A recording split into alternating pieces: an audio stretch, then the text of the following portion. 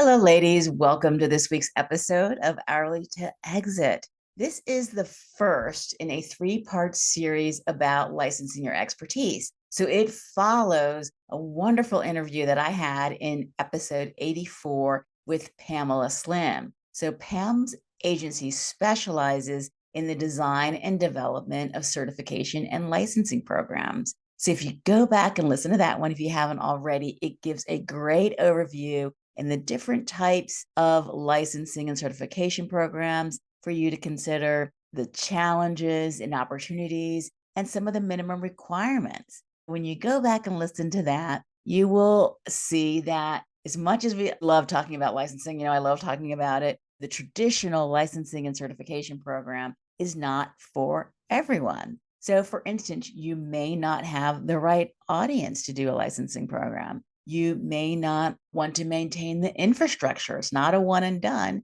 You have to make sure you're tracking all of these things, getting paid for them, making sure that the materials stay up to date. Or you may not have a fully fleshed out process. If you're going to license something for somebody else to deliver your expertise, you need to really have that very well codified. That's something that Pam talks a lot about as well in that episode. So there's a number of reasons why a traditional licensing or certification program isn't for you. So this series is going to talk about some edge cases where we can still take advantage of creating leverage in our businesses through licensing, even if it isn't through what we may see on the interwebs about what a certification or licensing program is. This week, I'm going to talk about licensing when you provide bespoke custom services. So we've already determined that because of the nature of your services, that traditional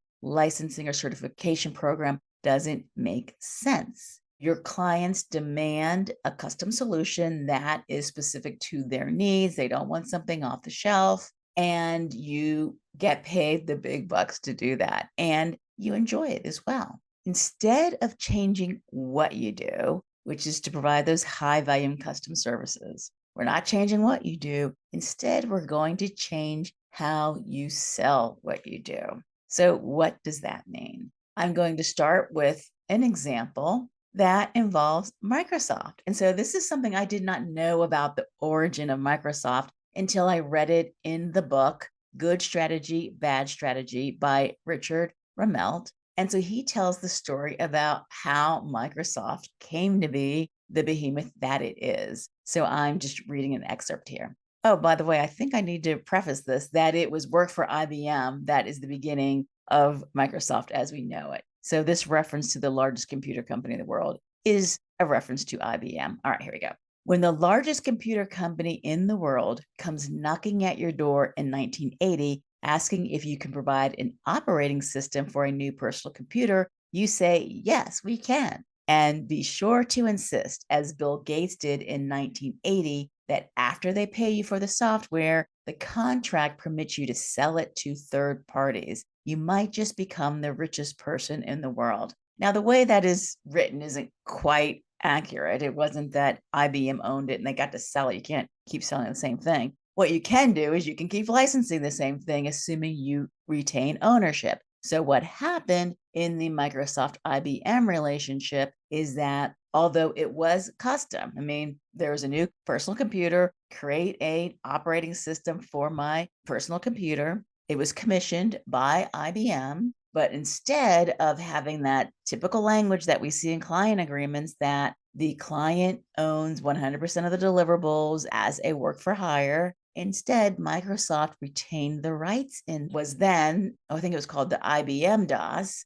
but became the PC DOS. They retained the rights in it and they could then license it to other hardware providers. At the time, hardware was king. And so IBM obviously undervalued the software. But the point is, what IBM needed, the solution that IBM needed was a operating system, and they got the operating system. So there is an example of a custom commission deliverable where you retain the rights and then are able to license it to other clients. So imagine that seems kind of impossible to you. I mean, lightning only strikes, well, it does strike more than once, but what's the likelihood of it happening again? But I want you to consider where we are now as an economy. There's been a shift from ownership to access. Generally, in businesses, there was a time when you always had your own server.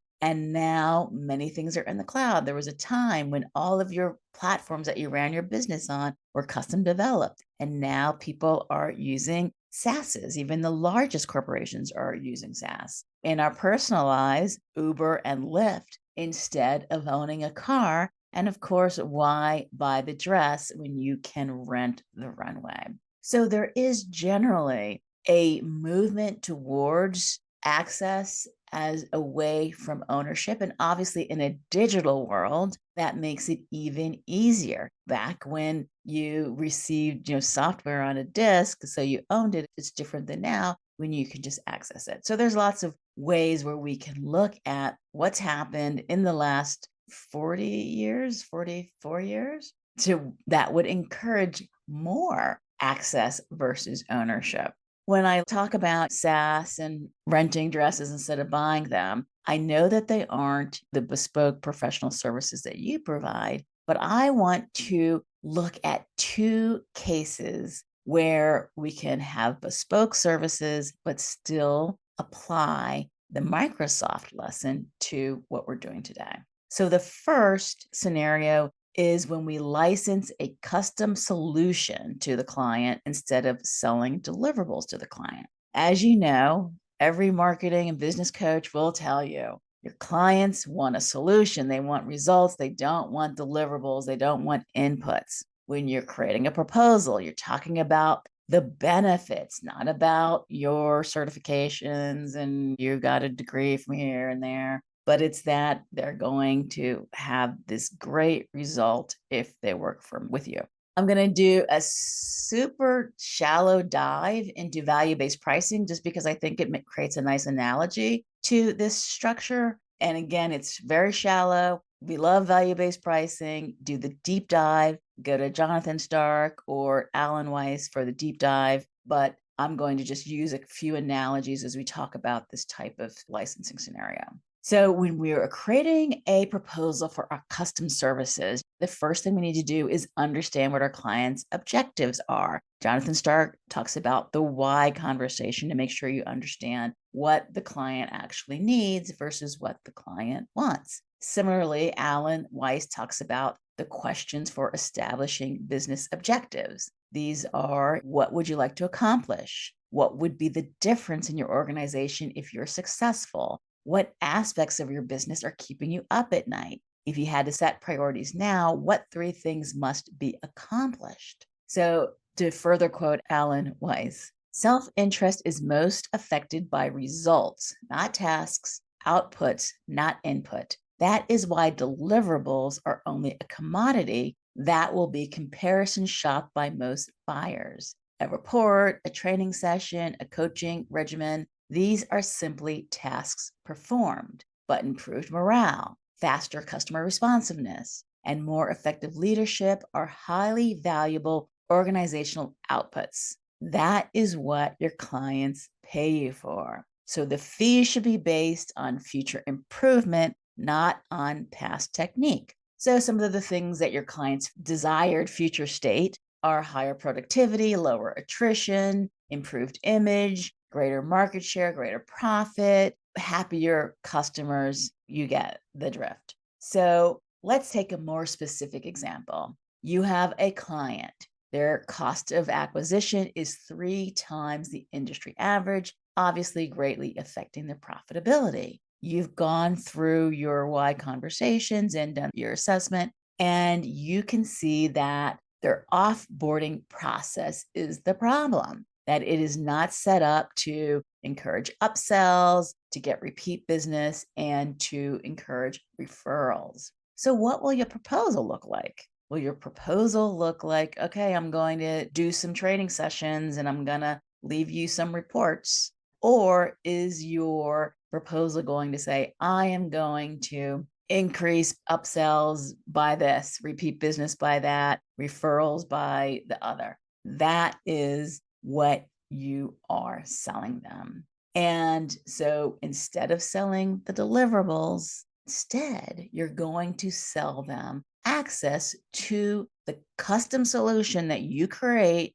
for this client to get those upsells, get that repeat business, get those referrals. So you have created it in response to their specific circumstance. But once you have the solution in place, do they need to own it to get the solution, to get the desired outcome, or do they just need access to it to get the desired outcome?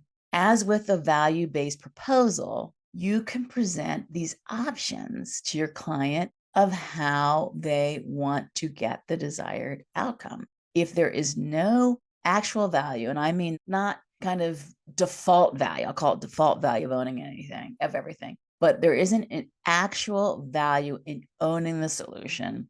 If the client can get 100% of the transformation that you have promised by getting access to it, then this is a possible place to have a license. So here you have the win-win. The client only pays for the rights to the solution that it needs, and you get to build a valuable IP library of solutions that you've provided that you can use for other clients in the future.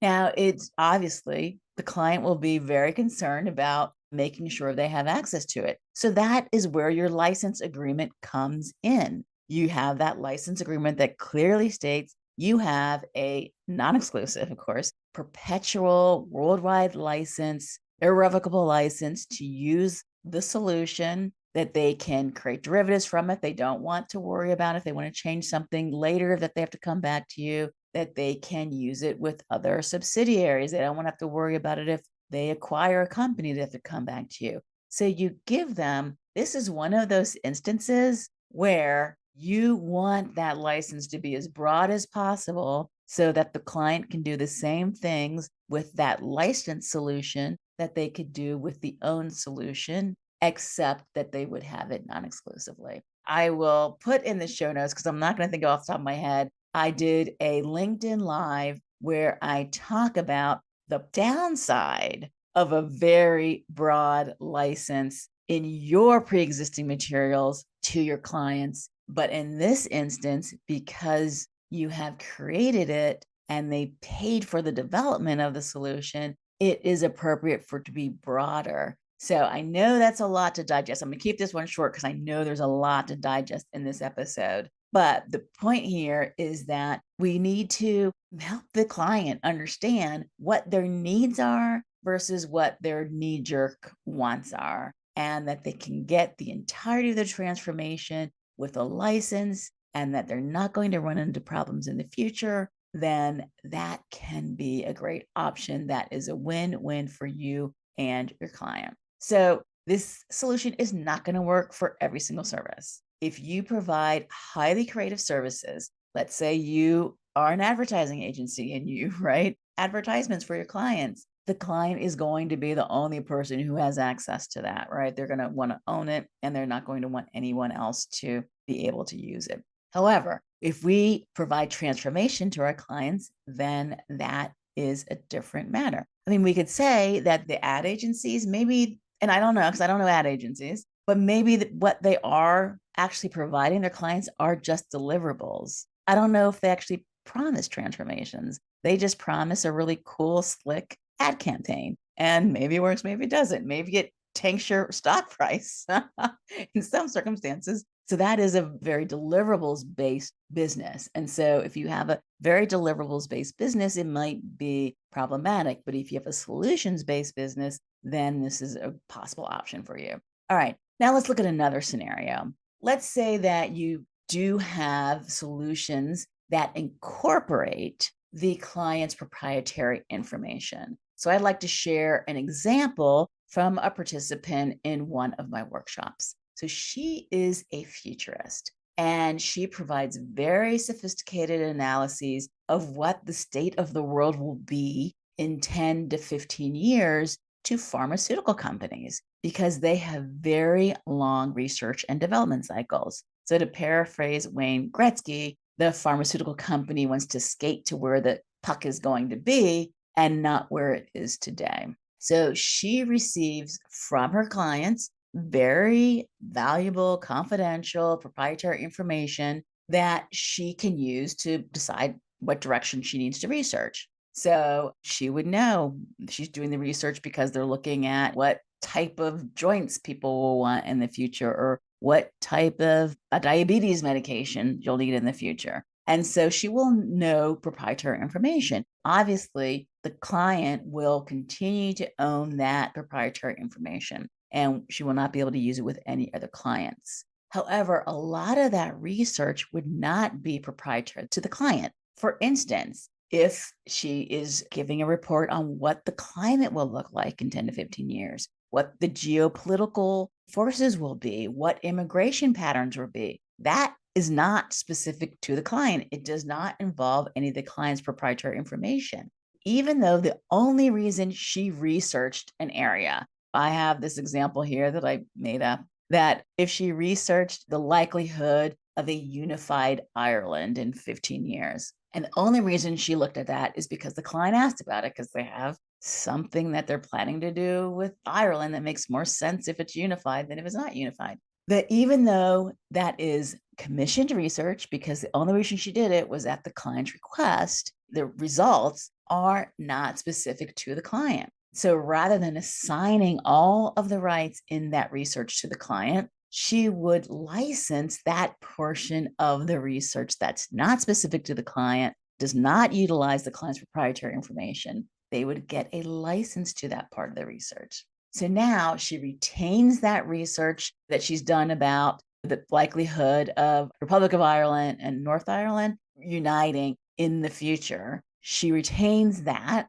She can license it. Another client comes along and like, hey, that we want to find out about United Ireland. She can pull that out. She's not selling deliverables. So that doesn't change the cost or the value to the client of that research, but she does not have to do the research over again, therefore increasing her profits. Also, maybe over time, over the course of several years, she would have created a database of research that she can then license by subscription to other companies that would not be able to afford her very high six-figure fees. And so there's a number of ways that even when you are providing high value commissioned services to still incorporate licensing into your business. So that is all I'm going to ask you to chew on for today. But I really want you to use this as a spark to help you think about how, even though you have very highly customized services, how you can incorporate licensing.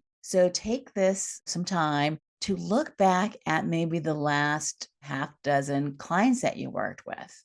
Were there opportunities in there for you to retain rights in some or all of those deliverables that you would then be able to use in future engagements? Things that where the client would get 100% of the transformation, whether they own the solution or were licensed perpetual non-exclusive rights to use those solution, or if there are parts of the deliverables that do not involve clients' proprietary information and that could be of use to others in the future. I welcome your questions about this. I know this was a lot to wrap your head around. I welcome your questions and your comments as my thoughts about this also continue to evolve. Thanks again. See you next time.